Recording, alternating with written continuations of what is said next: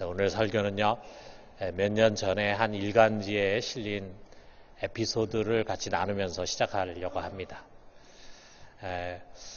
어떤 분이 자기 회사 내에 박 과장이라고 하는 아주 인기 없는 선배에 대해서 글을 실었습니다. 원래 이 후배들에게 인기 있는 선배는 후배들을 변호해주고 또 당당한 태도로 말하면서 자신감이 넘치는 목소리를 가진 사람이랍니다. 그런데 이 박 과장은 지나칠 정도로 윗사람에게 아주 저자세인 그런 사람이었어요. 상사가 모욕적인 질책을 할 때도 자기 잘못이 없음에도 불구하고 그저 예의하면서 고개부터 숙이고 사과를 합니다. 그리고 아주 부당하게 과중한 업무 지시를 하는데도 군소리 없이 야근하면서 그 일을 다 감당하는 그런 사람이었어요. 자, 이런 예스맨이다 보니까 상사들 보기에는 더할 나위 없이 좋은 충복이죠. 그렇지만 후배들에게는 저렇게는 살지 말자. 내가 회사를 그만두는 한이 있어도 저렇게는 살지 말자라고 다짐하게 하는 아주 서글픈 아이콘이었다. 이렇게 그 선배를 소개하고 있습니다. 그런데 이 글쓴이가 이제 어느 날 주말에 KTX를 탔답니다. 그런데 KTX 보면은 가운데에 가족석이 있잖아요. 서로 마주보는 자리가 있는데 거기에 꼬마들이 아주 시끄럽게 떠들더래요. 그래서 아이고 오늘 이거 조용히 가기는 글렀구나 생각하고 그것을 보니까 뜻밖의 그게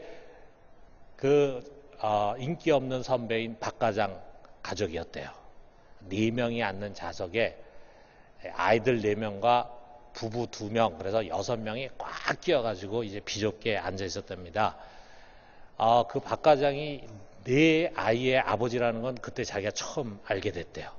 근데 이 박 과장이 막내를 품고 그리고 옆에 앉아 있는 큰 아이에게 자상하게 구구단 문제를 이제 내면서 이따가 이제 기차가 출발을 하니까 이내 피곤한 듯 골아 떨어졌답니다. 얼마 뒤에 아이들이 이제 자기 아빠를 깨우는데 아빠 힘내세요. 우리가 있잖아요. 그 노래 있잖아요. 그 노래를 이제 막 이제 합창을 이제 하더래요. 그러니까 주변 사람들을 보니까 주변 사람들이 시끄럽다고 짜증내는 것이 아니라 이 예쁜 가족들의 모습에 미소를 이제 짓고 있더랍니다. 자, 그 다음 주말이 끝나고 이제 회사에 다시 출근해가지고 거기서 또 박 과장을 보는데 여전히 상사들의 지시에 예 알겠습니다를 남발하면서 분주하게 뛰어다니고 있더랍니다. 그런데 그 박 과장의 모습이 더 이상 이전처럼 아주 비굴하거나 서글프게 보이는 것이 아니라 토끼 같은 아이 넷을 키우는 위대한 가장으로 보이더라 라고 하는 것입니다. 여러분 공감이 가지 않습니까? 아마 우리 성도들 중에도 그런 분이 있을지 모르겠어요. 이 글을 읽으면서 이게 떠오르는 단어가 있었는데 그것이 뭐냐면 바로 책임감이라고 하는 거예요. 한 아내의 남편 그리고 4아이의 아버지로서의 책임감. 자기의 그 가족을 지키고 행복하게 해줘야 된다고 하는 그 책임감에서 그 직장에서 때로는 억울한 이야기 듣고 때로는 자존감 상하는 이야기 듣고 때로는 그 비굴함을 감수하면서 살게 하더라 이거죠. 자, 우리가 어떻게 보면은 이 책임이라고 하는 것은 가정뿐만이 아니라 이 세상을 보존하고 유지해가는 열쇠다 이렇게 생각이 들어요. 지금도 자기 자리에서 책임감을 가지고 맡겨진 일을 성실하게 해나가는 그 한 사람 한 사람을 통해서 가정이나 또는 직장이나 이 국가나 그리고 우리 교회 공동체가 유지가 된다라고 하는 것입니다. 아마 그들은 박 과장처럼 때로는 하고 싶은 말도 꼭 참고 또 하기 싫은 일도 맡아서 하면서 그 자리를 지키고 있을 것입니다. 자, 그런데 우리가 좀 더 이렇게 자세히 관찰을 해보면요, 사람뿐만이 아니에요. 짐승도 그렇지 않습니까? 자기가 낳은 새끼가 자기 스스로 설 수 있을 때까지 보호해주고 먹여주고 그리고 먹이를 잡아먹는 방법을 또 훈련시키고 그런 어미의 책임의식이 없다면은 그 종들이 보존될 수 있겠어요? 이 창조 세계는 피조물 속에 심겨져 있는 책임감에 의해서 보존이 되는 것입니다. 자, 그렇다면은 그 책임감이라고 하는 것이 어디서 왔을까? 그 책임의 근원이 어딘가? 그건 다른 것이 아니라 우리가 믿고 있는 이 창조주 하나님, 우리 주 예수 그리스도, 그리고 성령, 다시 말해서 삼위일체 하나님이 바로 그 책임의 근원이 되십니다. 오늘 우리가 읽은 이 성경은요, 물론 기독교적인 관점에서 예수 그리스도가 창조와 구원의 주체이다 이렇게 기술을 하지만 우리가 성경 전체를 볼 때는 창조와 구원의 주체는 삼위일체 하나님이세요. 삼위일체 하나님, 성부, 성자, 성령 하나님이 세상을 만드시고 또 우리를 구원하시는 일을 함께 하시는 것입니다.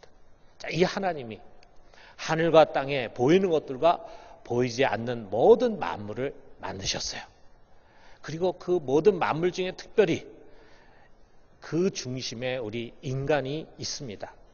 하나님은 우리 인간을 다른 피조물과는 구별해서 특별히 자기의 형상대로 만들어서 우리 인간을 다른 피조물보다 더 존귀한 자로 세우셔서 그 모든 하나님의 창조 세계를 다스리고 관리하도록 일을 맡기셨어요.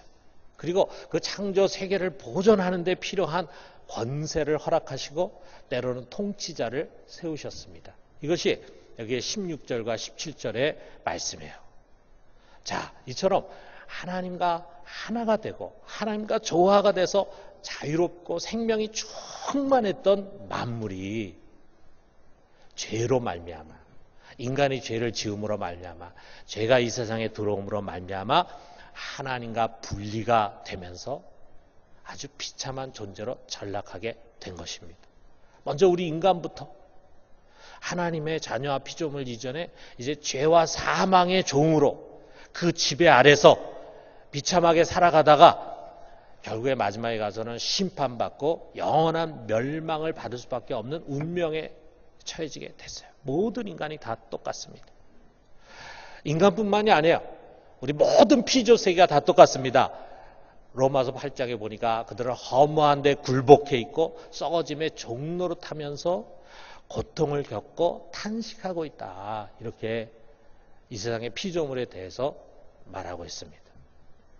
자, 그런데 여러분, 하나님은요, 이렇게 죄로 오염되고 다 더러워진, 그래서 하나님의 뜻과는 전혀 다른 모습으로 변질돼 버린 이 세상을 버리거나 포기하는 것이 아니에요. 오히려 그 세상을 사랑하셔서 그것을 끝까지 붙들려고 하시고, 그래서 그것을 구원하고 다시 회복시키기 위해서 최선을 다하시는 겁니다. 여러분, 집에 가보면 행주가 있잖아요. 행주 얼마나 깨끗합니까? 아마 집에서 제일 깨끗한 게 행주여야 될 거예요. 그것 가지고 식기도 닦고 그것 가지고 또 식탁도 닦지 않습니까? 사람 입으로 들어가는 거를 그걸로 닦으니까 얼마나 깨끗해야 되겠어요. 아마 우리 주부들이 행주는 잘 관리하실 거예요. 그런데 갑자기 방바닥에 뭐 엎질러 가지고 급하게 닦느라고 행주를 가지고 방바닥을 닦았습니다. 어떻게 되겠어요? 행주가 아주 더러운 걸레같이 되지 않았겠어요? 자, 그러면 우리 주부님들 그 행주를 어떻게 합니까? 다시 깨끗이 씻어가지고 또 쓰나요? 안 쓰죠. 이미 그렇게 걸레처럼 돼버린 행주는 버리잖아요. 뭐 얼마나 하겠습니까? 그걸 다시 어떻게 닦아가지고 또 깨끗한 데 쓸 수 있겠어요? 안 되잖아요. 자, 그런데 여러분, 우리는 다 그렇게 하는데 하나님은 그 가치 없는 행주를 버리지 않습니다. 하나님은 이 세계가 타락하고 오염되고 더러져 있는데 그냥 꽉 해가지고 버리고 새로운 세계를 만들 수도 있어요. 그런데 하나님은 그 가치 없는 이 세상을 다시 깨끗하게 만들어서 쓰십니다. 여러분, 성경 전체가요, 바로 이것, 하나님의 창조물에 대한 거룩한 책임감의 이야기예요. 내가 만든 것, 내가 책임진다. 비록 자기들 마음대로 해가지고 더러워지고 오염됐지만 그러나 난 포기하지 않고 끝까지 책임진다라고 하는 것이 이 말씀 속에 담겨져 있는 거예요. 그래서 이것을 위해서 어떻게 했습니까? 자기의 아들 독생자를 세상에 내어주셨어요. 그의 독생자 예수 그리스도는 우리와 같은 종의 형체를 가지고 육신으로 이 세상에 오셨어요. 그리고 마침내 십자가에서 죽으셨습니다. 그의 희생 제사로 인해서 먼저 인간부터 그를 오염시키고 타락시킨 죄로부터 완전히 속량이 됐어.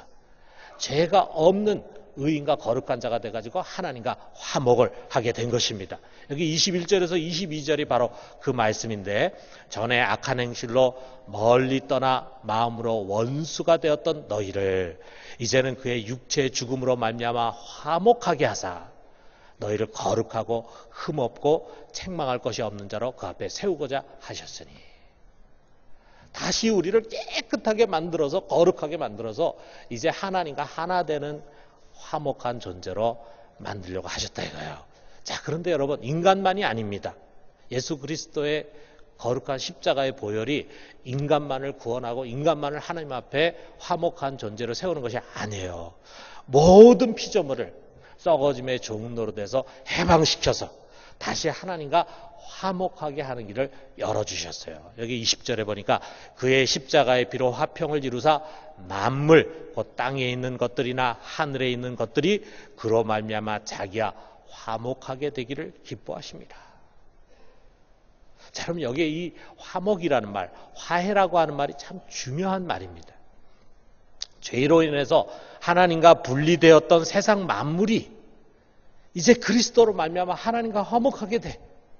그리고 마지막에는 예수 그리스도께서 다시 오시는 그 마지막에는 모든 만물이 하나님 안에서 이제 통일이 되는 것입니다. 이것이 하나님의 뜻이고 하나님의 경륜이에요. 우리가 이걸 어려운 말로 총괄갱신이라고 이야기하죠. 여러분, 우리는 누구냐? 우리는 이처럼 자신의 창조 세계에 대해서 철저히 책임지시는, 자기 아들까지 희생해서라도 책임지시는 하나님과 주 예수 그리스도를 믿고 따르는 자들이에요. 그렇기 때문에 우리는 누구보다도 책임의 사람이 돼야 합니다. 우리 예수 그리스도를 믿는 사람이라는 것은 책임을 갖는 사람이 된다는 의미예요. 이 화해의 사역은 아직 완성된 것이 아니라 지금 진행 중에 있어요. 예수의 이름으로 오신 성령께서, 주님께서 다시 재림하시는 그날까지 이 화목하게 하는 일을 계속 하십니다. 하시되 성령 혼자서 하시는 것이 아니라 우리와 함께 하시고 또 우리를 통해서 이 일을 하십니다. 그렇기 때문에 여러분, 우리는 이 시대에 이 막중한 책임을 맡은 자들이에요. 여러분, 책임이라는 게 그렇잖아요. 부담이 되지 않습니까? 책임을 맡은 사람 부담이 있습니다. 책임을 완수하기 위해서는 어려움을 겪게 됩니다. 그런데 책임은요, 다시 반대편으로 얘기하면 우리에게 축복이에요. 하나님이 우리 같은 사람을 이 거룩한 하나님과 화목하게 하고 세상을 구원하는 그 일에 사용하신다는 거, 그 일에 아주 중요한 주체가 돼서 그 일을 하도록 우리를 부르셨다는 거, 이것이야말로 여러분 미천한 피조물의 가장 커다란 영광 아니겠어요? 하나님이 이 영광의 자리에 우리를 부르십니다. 자, 보네퍼는요, 이 화해 사역이 4개의 영역에서 이루어진다고 말하고 있어요. 이 4개의 영역이 어디냐? 저는 교회, 그 다음에 직장, 가정, 국가입니다. 하나님이 우리를 그곳으로 보내서 그곳에서 화해의 증인으로 살아가도록 하신다는 거예요. 그런데 특별히 우리가 복음을 증거하는 사역과 교회를 섬기는 사역은요, 다른 3개의 영역, 가정이라든지 직장이라든지 국가 속에서 우리가 거룩한 책임감을 올바르게 감당하게 해주는 베이스가 돼요. 아주 기초가 돼요. 중요한 것입니다. 그래서 오늘은 이 2가지에 대해서 나누도록 합니다. 첫째는 복음 전파의 책임이에요. 여러분, 하나님과 원수가 돼서 멸망할 수밖에 없는 사람들이 어떻게 하나님의 사랑과 은혜를 입고 영생을 얻는 사람으로 바뀌어질 수 있을까요? 다른 건 없습니다. 먼저 이 십자가 복음을 듣고 그리고 그것을 믿고 그리고 그것을 소망하는 것입니다. 여기 23절에 이것을 말하고 있어요. 만일 너희가 믿음에 거하고 터 위에 굳게 서서 너의 들은 바 복음의 소망에서 흔들리지 아니하면 그리하리라. 자, 여러분, 이 복음, 이걸 듣지 않은 사람이 어떻게 믿을 수 있겠습니까? 듣지 않고 어떻게 믿음을 가질 수 있겠어요? 자, 누군가 전하지 않는다면 그들이 어떻게 들을 수 있겠습니까? 자, 그렇다면 이 복음 전파야말로 그리스도의 십자가의 은혜를 전하는 이 일이야말로 우리에게 첫 번째 주어진 가장 거룩한 책임이에요.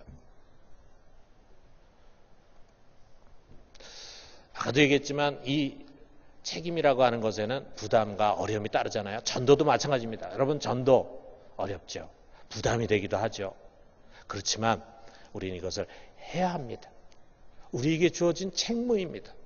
여러분, 가정에서, 직장에서, 학교에서, 사회에서 복음 전하는 일을 항상 힘써야 합니다. 안 믿는 사람 보면은 내가 어떻게 하면 저 사람을 좀 전도할 수 있을까? 항상 생각해야 합니다. 때를 얻든지 못 얻든지 우리는 전해야 합니다. 자기 혼자서 하는 것이 힘들고 부끄럽고 어려우면은요, 우리 같이 하면 돼요. 교회 안에 교우들과 같이 하고요. 교회에 특별히 전도 축제가 있으면 그것을 중심으로 해가지고 내가 어떻게 하면 이 사람 좀 데려갈 수 있을까. 그리고 우리 교회에 전도 팀들이 있습니다. 전도 훈련이 있습니다. 거기서 같이 전도하러 나가면 너무 어렵지 않고 좋아요. 그리고 그 전도를 하고 돌아올 때 이 세상에 어떤 순간보다도 행복합니다. 왜 행복합니까? 내가 꼭 해야 할 일을 했거든요.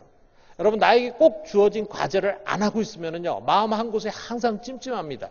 내가 예수를 믿는 사람인데, 교회에 집사고 중직자인데 아무에게도 복음을 전하는 일을 하지 않으면은 항상 뭔가 찜찜한 게 남아 있어요. 그런데 나가서 복음을 전하면은 내 안에 기쁨이 있어요.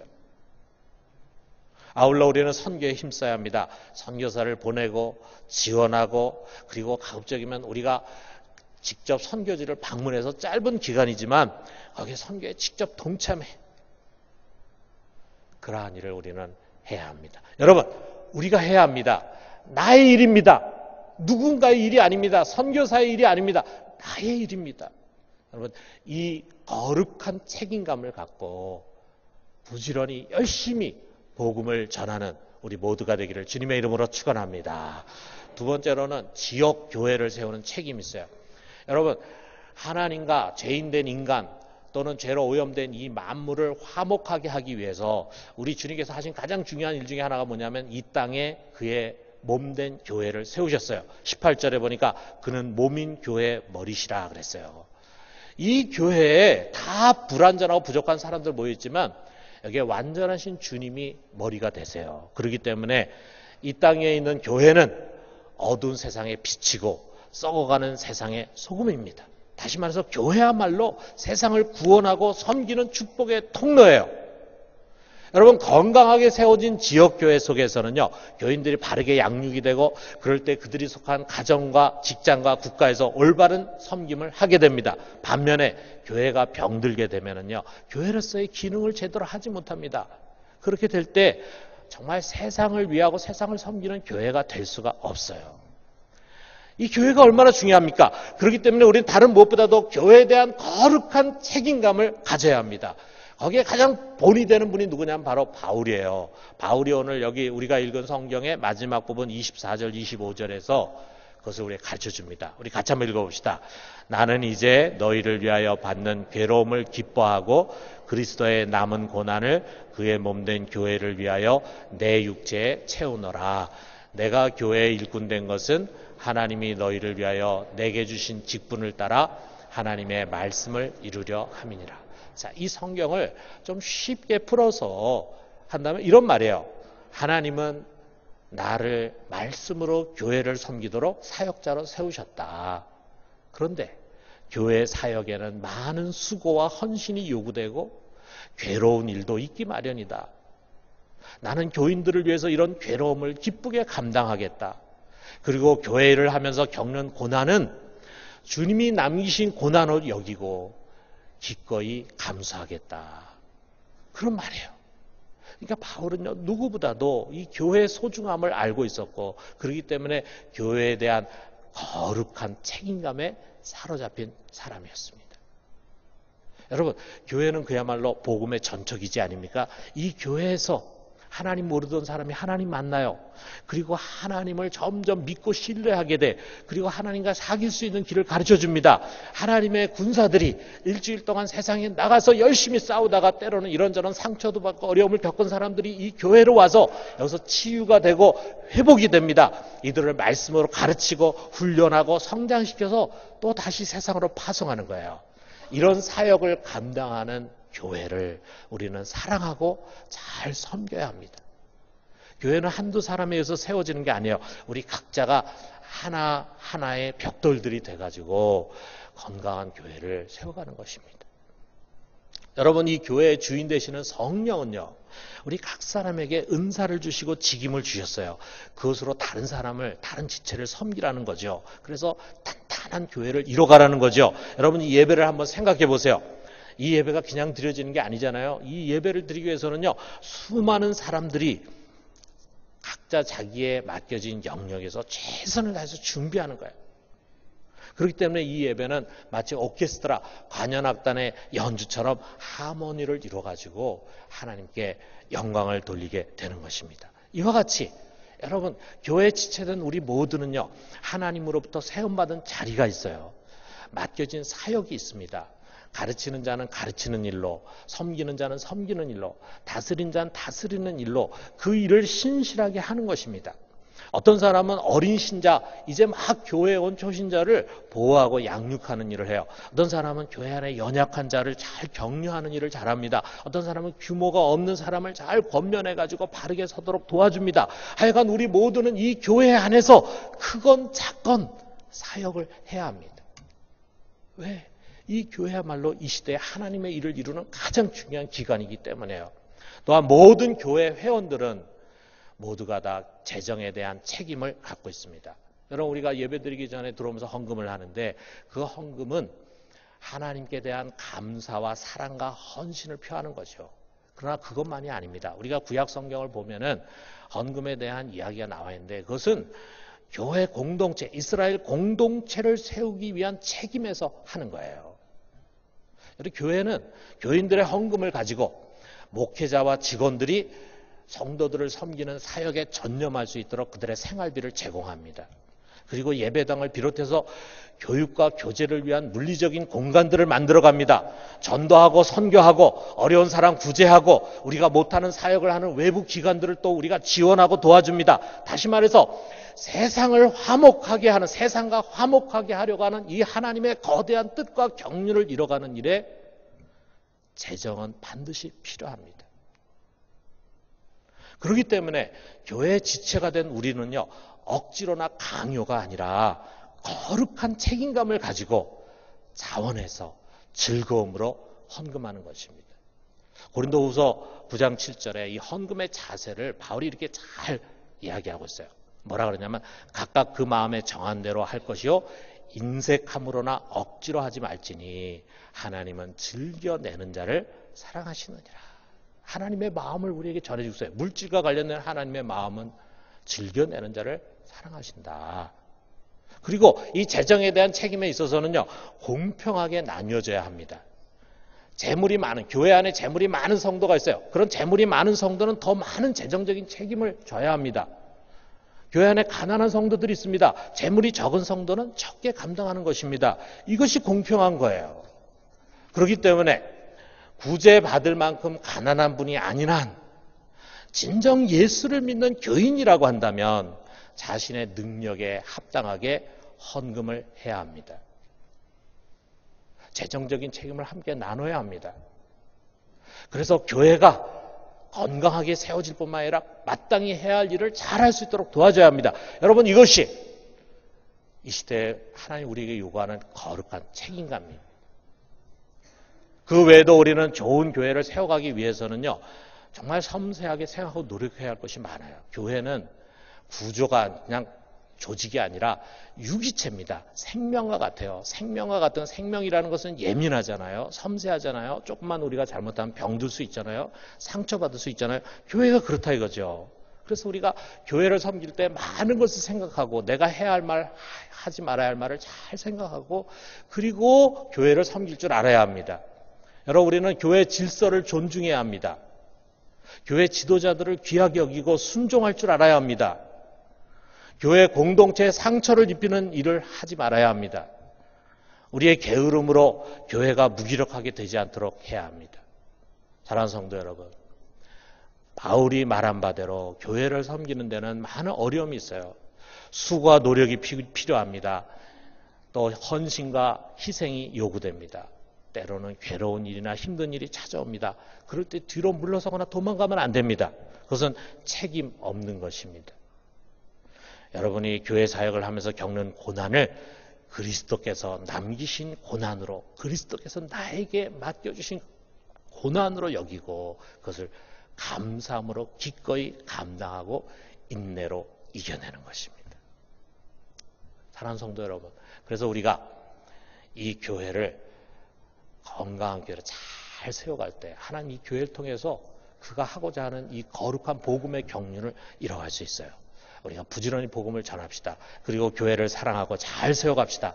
이 거룩한 책임감을 가지고 이 시대를 살아가는 귀한 그리스도인들이 되기를 주님의 이름으로 축원합니다.